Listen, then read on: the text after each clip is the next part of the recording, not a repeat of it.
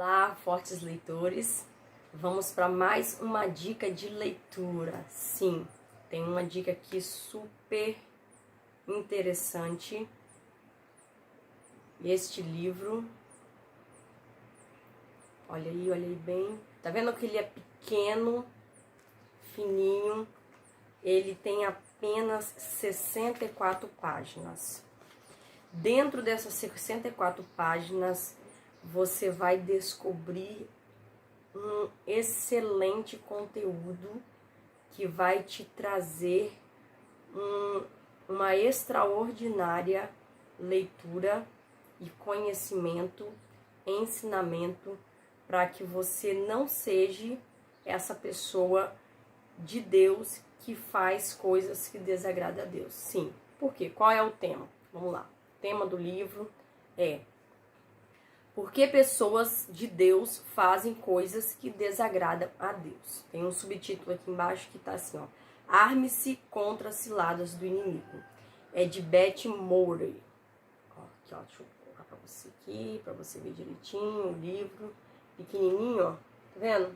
Tamanho da minha mão, o livro. E olha como é que ele é fininho. Você lê ele rapidinho. Pra você que tá começando a ler também, né? É uma ótima indicação para você estar desenvolvendo a sua leitura. Bora lá então. O título eu já falei, né? O tema do livro: porque pessoas de Deus fazem coisas que Deus desagrada. Eu olhei esse livro e falei: como assim? Pessoas de Deus fazem coisas que desagradam a Deus? É possível? É, todos nós fazemos isso todos os dias. Porém, essa autora, ela vem trazendo um conteúdo interessante que vai te fazer entender coisas que você faz que não agrada a Deus, né? E também a se desviar dessas circunstâncias, dessas situações que desagradam a Deus. E te fazer entender por que a gente acaba entrando nessas situações. Ele contém 5 capítulos, capítulos pequenos, né? Ele traz uma leitura interessante que ele não é uma leitura cansativa, beleza? Não é uma leitura cansativa. Eu marquei alguns pontos e isso é legal. O livro é seu. Você viu alguns pontos legais? Marca. Fica à vontade em marcar, porque o livro é seu. Às vezes a gente tem um livro e a gente não marca nada no livro. Eu não marcava, antigamente eu não marcava nada no livro. Mas quando eu entendi que o livro é meu e eu marcando depois, quando eu quiser voltar e olhar de novo, né, de eu estudar ali de novo, tem pontos ali que eu já vou exatamente no ponto que me interessou naquela outra vez que eu li. Então, o livro sendo seu, você achou uma parte interessante. Teve até aqui no final, eu achei muito interessante esse capítulo, e eu fiz uma observação aqui, ó. A observação, eu fiz ela aqui de novo, para que eu fixasse essa observação. Então, no primeiro capítulo, ela destaca: entenda o plano de Satanás. Ela vem aqui explicando, né, qual é o plano de Satanás para com as nossas vidas. Ela vem dizendo aqui qual é a intenção de Satanás em nos enganar, em nos fazer se desviar dos planos do Senhor, né? Aí ela destaca aqui, ela fala assim, que muitos crentes têm um conceito errado sobre o poder de Satanás.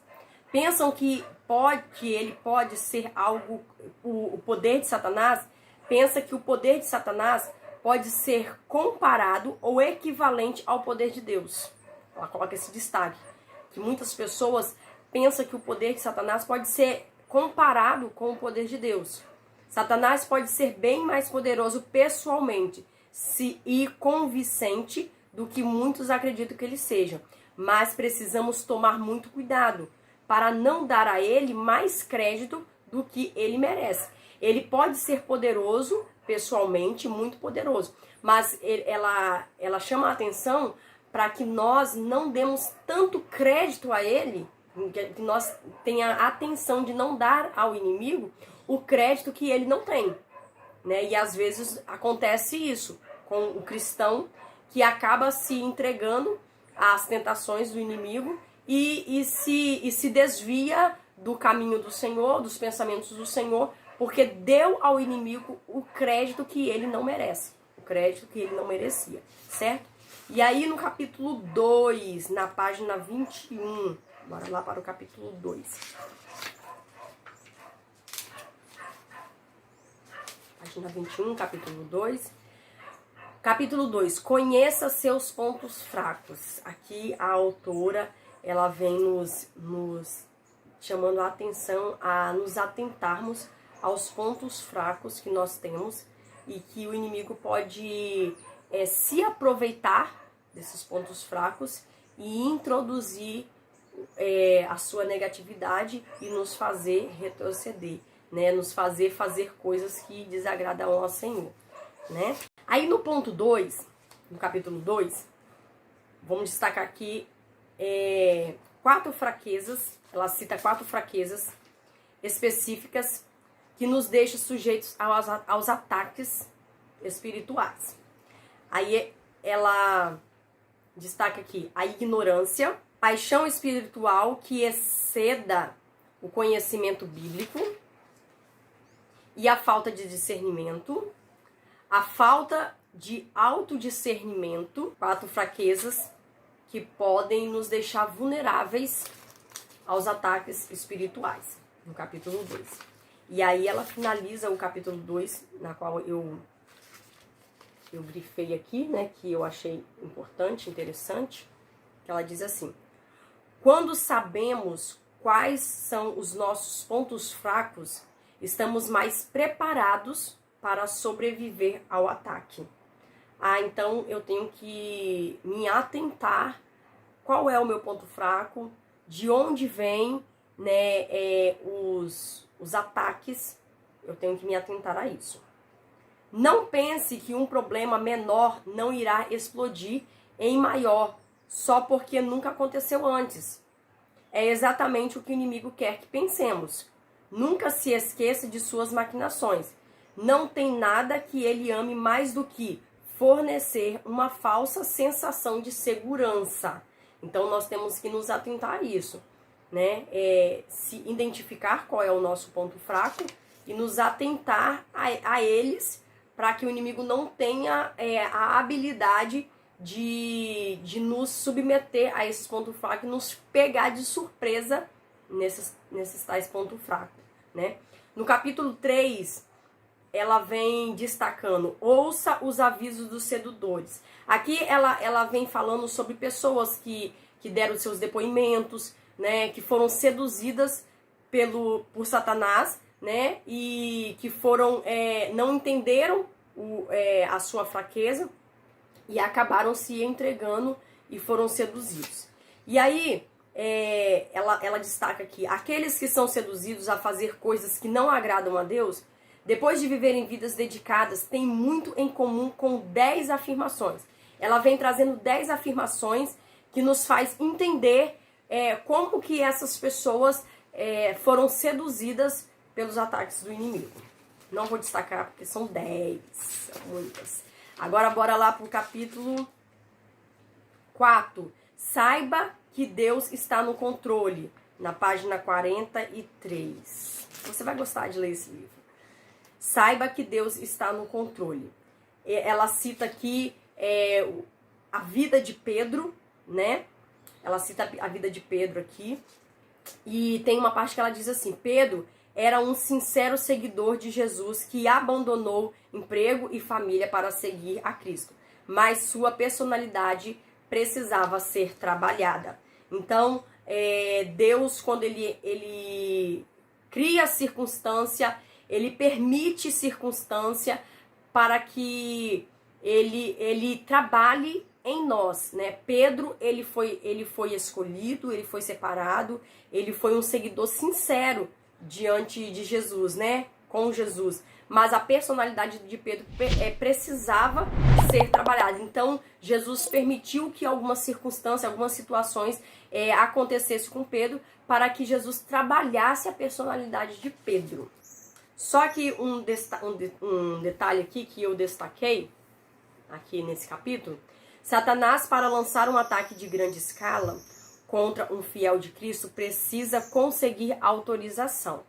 Ou seja, tudo que Satanás faz, né, um contra-ataque de Satanás, ele precisa pedir permissão a Deus para agir sobre essa circunstância.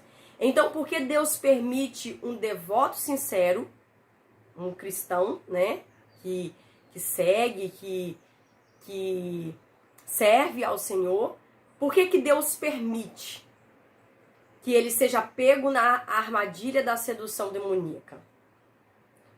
Resposta? Você tem essa resposta? Vamos lá. Porque assim como foi com Pedro, algo em nossas vidas precisa ser mudado, removido, filtrado.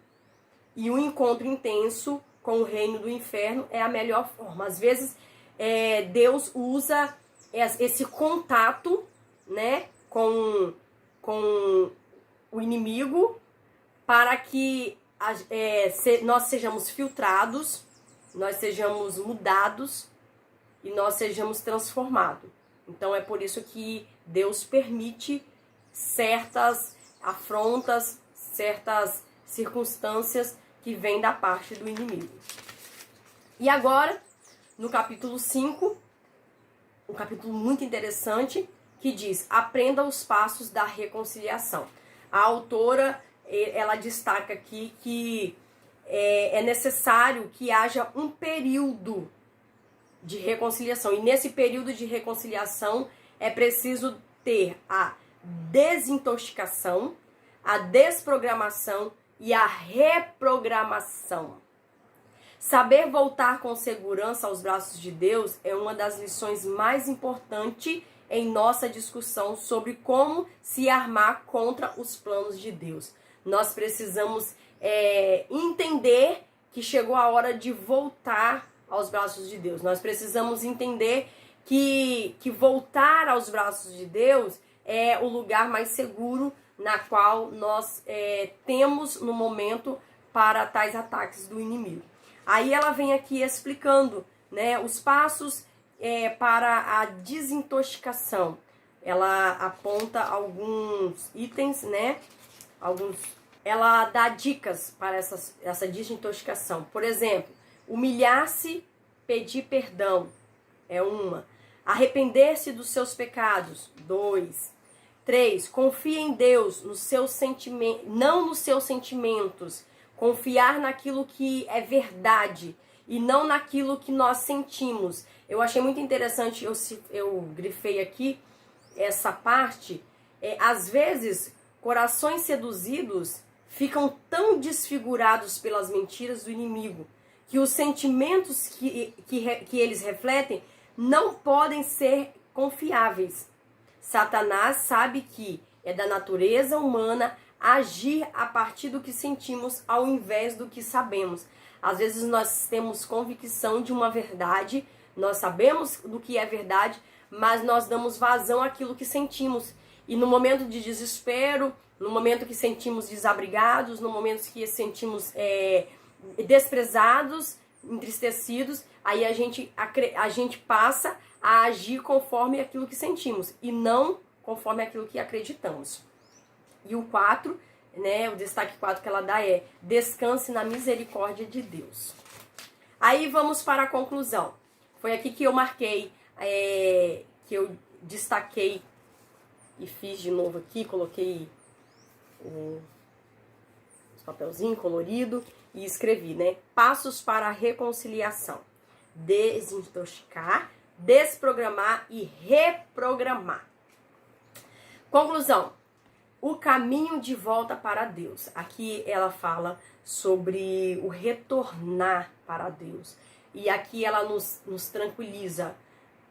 Tipo, você está se sentindo uma pessoa mais desprezível, porque você se olhou e viu que você faz muitas coisas que desagrada ao Senhor, que desagrada a Deus.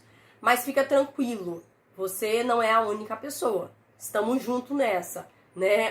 Além de mim, né? Que a autora diz aqui, além de mim, além de milhões de pessoas, você também se conscientizou que você faz coisas que desagradam a Deus, mas você não é o único, então fique tranquilo, você não é o único. Você precisa saber como proceder para ir de onde você está para onde Deus quer que você esteja.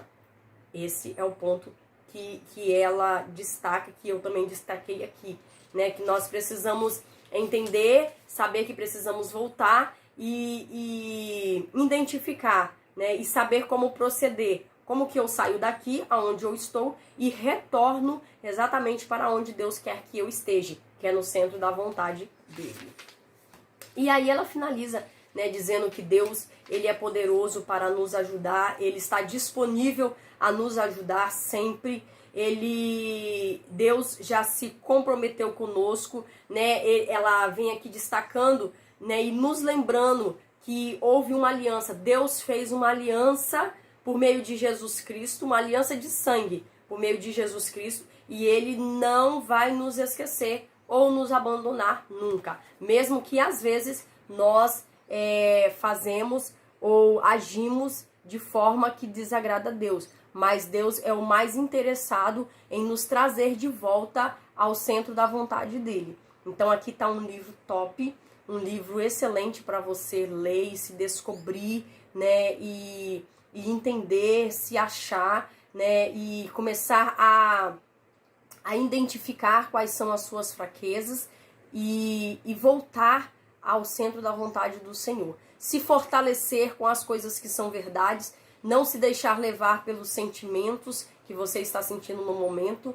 Um livro top, um livro interessante que eu te indico, né? Pequeno, poucas páginas, mas com um conteúdo riquíssimo para o seu crescimento espiritual, beleza? Fortes leitores, tenham uma ótima leitura e fica aí a dica, dá um joinha aí, compartilhe o nosso vídeo para que nós possamos trazer, né, outras indicações de leitura para você. Tchau, tchau!